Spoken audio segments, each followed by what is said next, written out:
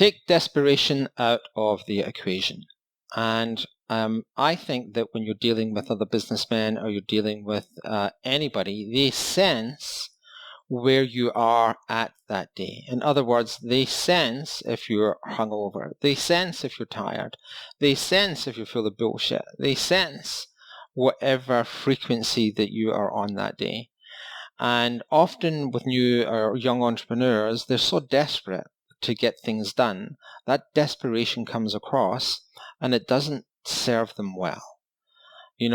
As I've got older and done more deals, I don't care for most deals, whether I do them or not.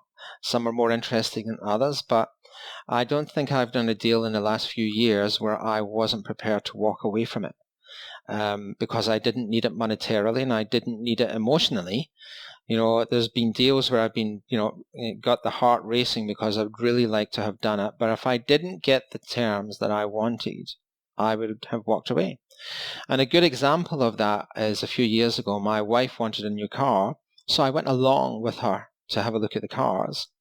And there was a car I was mildly interested in, but not that much. And I started speaking to the salesman, and eventually I made him an offer, and he was kind of insulted by the offer. And I said to him, I'm not that worried whether I get it or not. It's more of a scratching an itch, and if I get it at the right price, I'll buy it, and if I don't, then don't worry about it.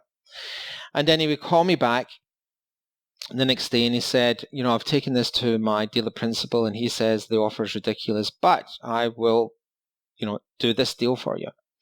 I said, I'm still not interested. I don't have enough desire for that deal to come to your terms. I told you my price. We can either do a deal or we can't.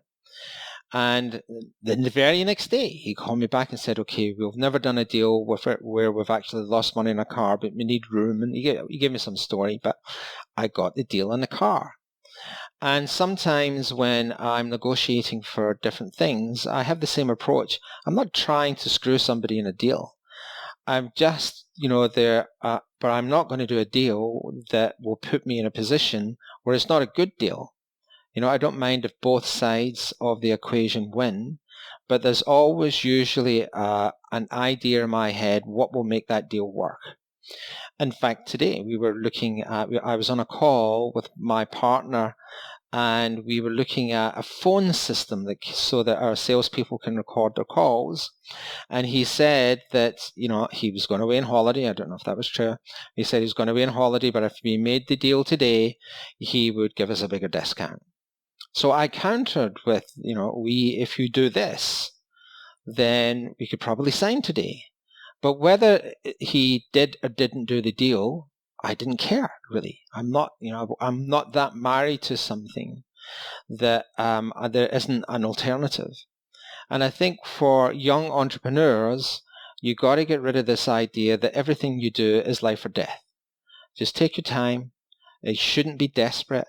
If you feel so pressurized for the deal or so pressurized for time, walk away. I promise you there'll be another deal. If you like these tips, the best place to get me is on YouTube, and leave me a comment if you've got any feedback. Thank you.